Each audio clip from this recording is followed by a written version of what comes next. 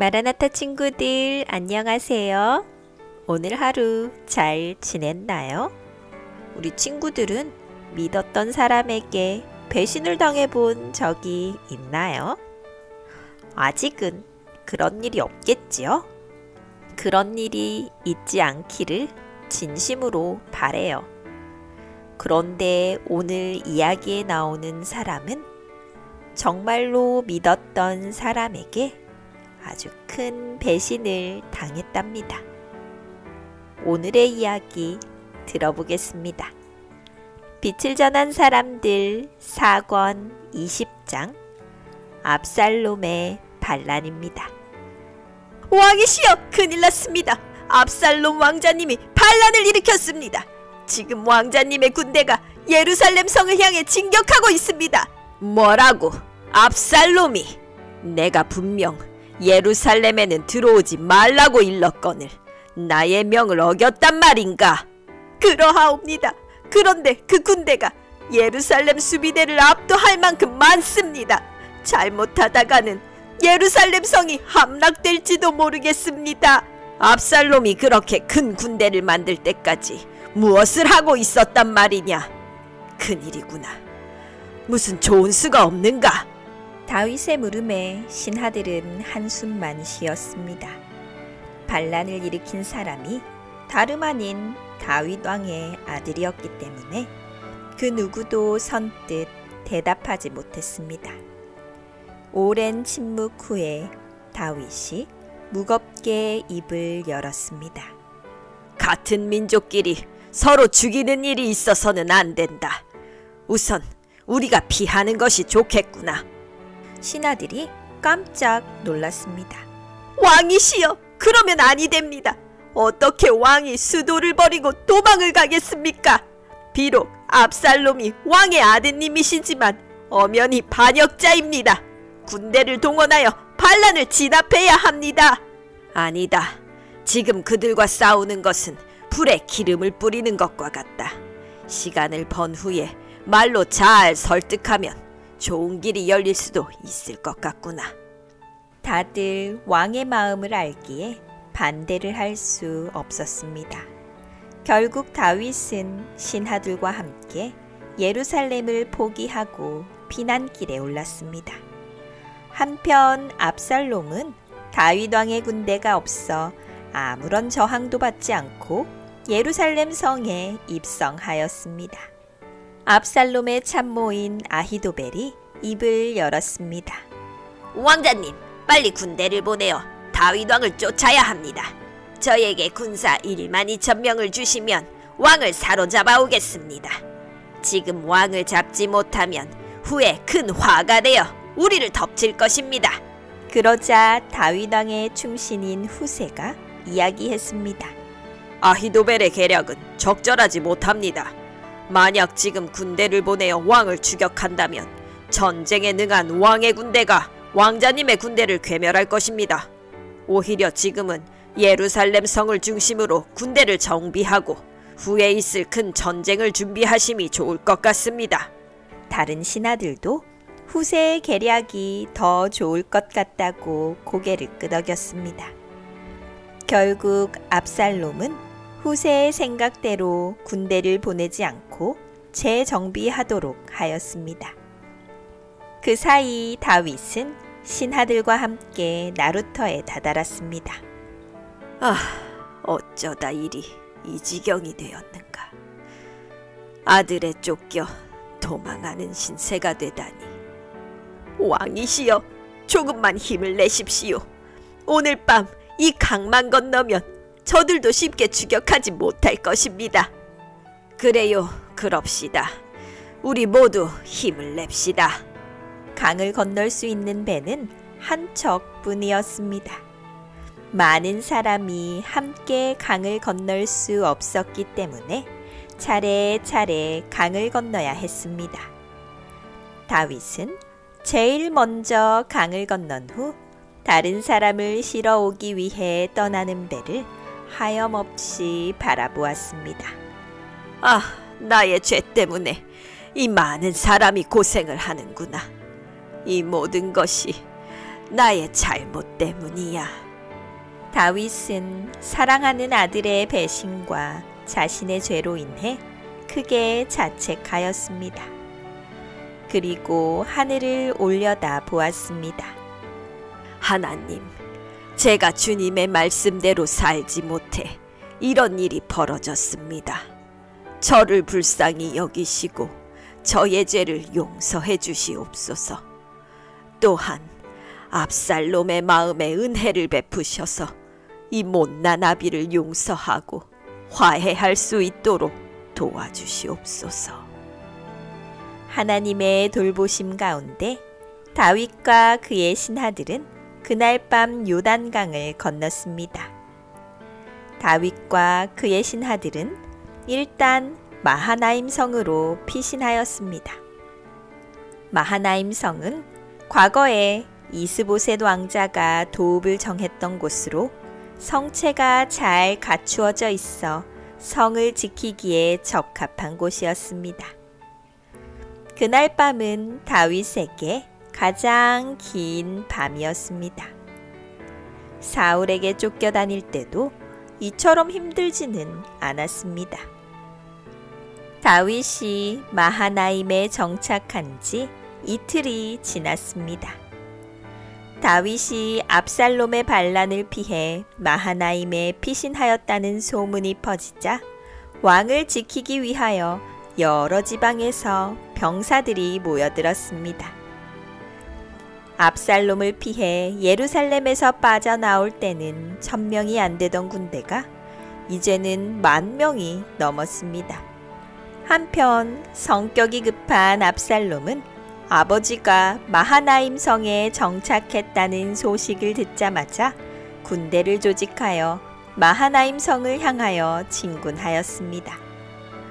압살롬의 군대는 20,000명이 넘는 대군이었습니다. 압살롬의 군대가 마하나임 성 가까이 다가온다는 소식이 다윗에게 들렸습니다. 다윗은 군대를 3개대로 나누었습니다. 그리고 요압과 아비새와 가드 사람 이때에게 각각 맡겨 지휘하도록 하였습니다. 여러분, 나도 직접 군대를 지휘하여 전쟁에 나가겠소. 비록 압살롬이 내 아들이지만 내가 먼 산에 불구경하듯 지켜볼 수만은 없소. 왕이시여, 아니됩니다. 왕께서는 우리 10,000명보다 목숨이 귀합니다. 만약 당신이 잘못되는 날에는 모든 것이 끝나는 것입니다. 압살롬의 군대는 우리에게 맡겨두시고 왕께서는 성에 계시다가 우리를 도와주십시오. 하나님께서 분명 우리와 함께 하실 것입니다. 경들의 생각이 정 그렇다면 그대들의 의견에 따르겠소. 다만 부탁이 있소. 비록 압살롬이 반역을 일으켰지만 나의 얼굴을 봐서라도 선히 대해 주시오. 아무리 미워도 내 아들이 아닙니까? 알겠습니다. 명심하겠습니다. 마하나임 성을 지키는 바숫꾼들이 큰 북을 울렸습니다. 반란군이 가까이 왔다. 정군은 성문 앞으로 집합하라. 성문 앞에 요압의 부대, 아비새의 부대, 이때의 부대가 100명씩 줄을 맞추어 섰습니다. 그리고 각각 장군의 명령에 따라 한 부대씩 성문을 빠져나가기 시작했습니다. 이때의 부대는 왼쪽으로, 아비새의 부대는 오른쪽으로, 그리고 요압의 부대는 정면을 향해 전진해 나갔습니다. 다윗은 막 출정하려는 요압에게 다가갔습니다. 요압 장군, 내가 부탁이 있어. 혹시 압살롬을 보거든 너그러이 대해 주시오. 꼭 부탁하오. 요압은 압살롬을 너그럽게 대해달라는 다윗의 요청이 마음에 들지 않았습니다. 그래서 대답도 하지 않고 머리만 숙이고 출정하였습니다. 다윗은 성루에 올라 출정하는 군대를 보며 마음속으로 다시 한번 압살롬을 위하여 기도하였습니다. 각 대대별로 나팔 소리가 울려 퍼졌습니다. 그러자 상대편에서도 나팔 소리가 길게 울려 퍼졌습니다. 전군! 적을 향해 돌격하라! 장군들의 신호에 따라 두 군대가 부딪혔습니다. 전쟁은 맹렬했습니다. 사방에서 병사들의 신음이 들려왔습니다. 다윗 왕의 군대는 약 10,000명 정도 되었고 압살롬의 군대는 20,000명이 넘었습니다.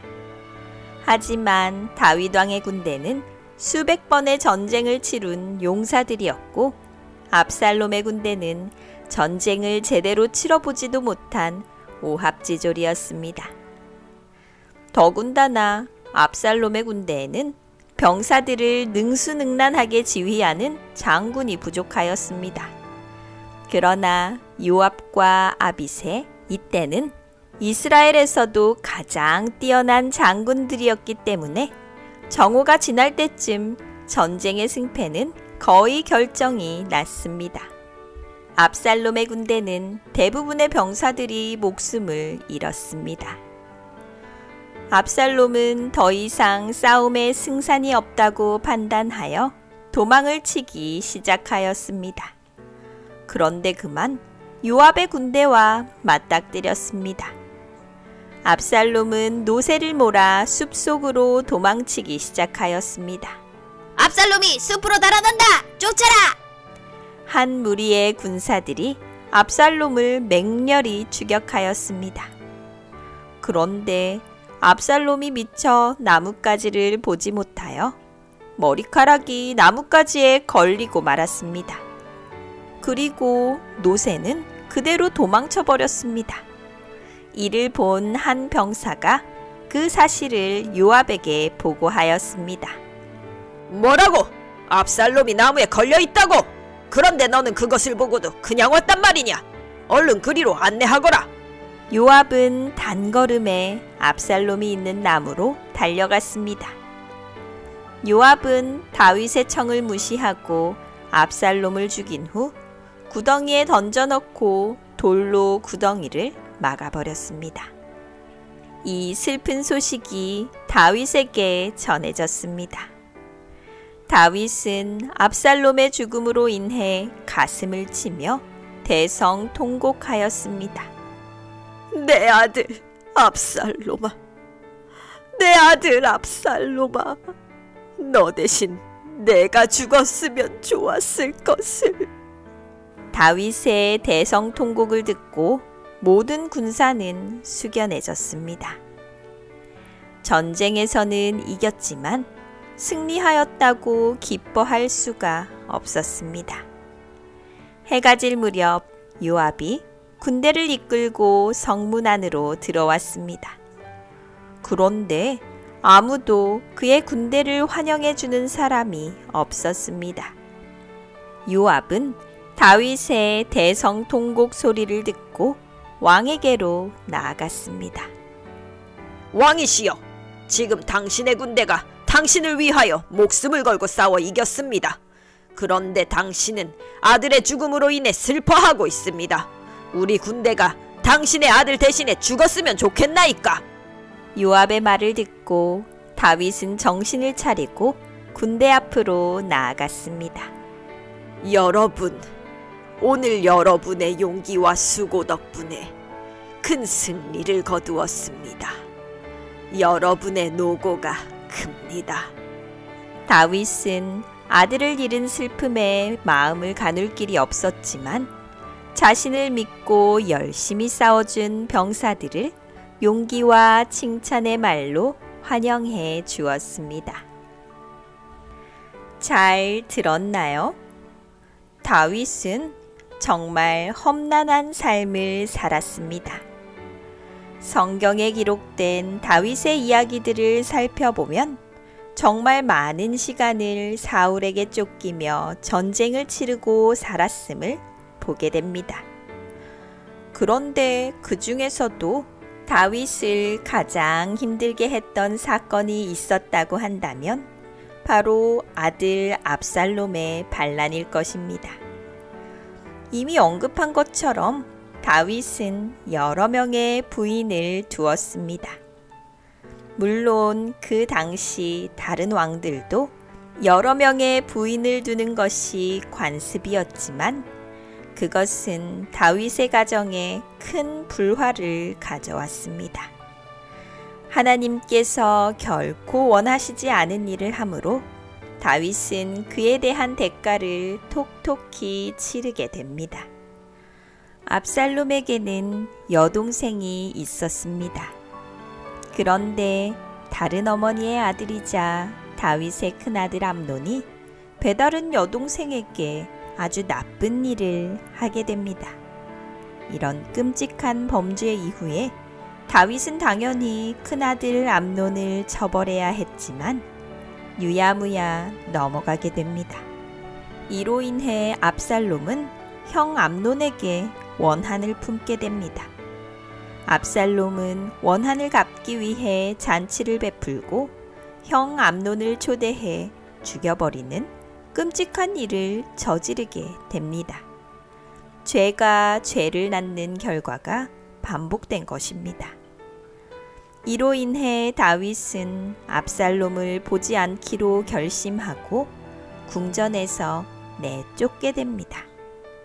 압살롬은 이스라엘을 떠나 그술 땅으로 도망을 갑니다. 다행히 요압 장군의 중재로 압살롬은 이스라엘로 돌아오게 됩니다. 그러나 다윗의 마음은 압살롬을 받아들이기에는 아직 상처가 컸습니다. 그래서 돌아온 아들을 따뜻하게 품어주지 못합니다.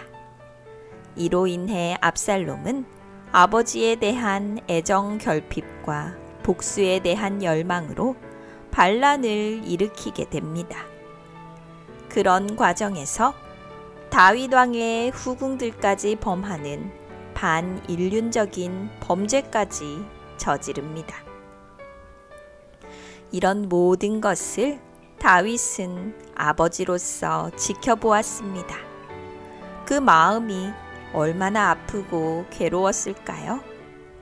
이렇게 다윗은 보통 사람으로서는 겪기 힘든 고난과 수모를 겪어야 했습니다. 그런데 다윗이 믿음의 조상으로 존경받고 사랑받는 이유는 그런 와중에도 다윗은 믿음을 잃지 않았다는 것입니다. 물론 죄도 많이 짓고 실수도 많았지만 그럴 때마다 다시 회개하고 주님께 돌아왔다는 것입니다. 다윗은 압살롬을 피할 때에 하나님을 찬양하는 시를 지었습니다. 그 시가 시편 3편입니다. 시편 3편을 보면 다윗이 하나님의 보호하심과 돌보심에 대해 감사를 드리며 찬양하는 모습을 볼 수 있습니다. 우리도 다윗처럼 어려운 일을 겪을 수 있습니다. 친구들로부터 미움을 받을 수도 있고 원치 않는 오해를 받아 속상할 수도 있습니다. 그러나 그럴지라도 하나님은 우리 친구들을 지켜주시며 돌보시는 분입니다. 그런 하나님이 우리 곁에 늘 계심에 감사하는 멋진 마라나타 친구들이 되기를 감자쌤이 응원합니다.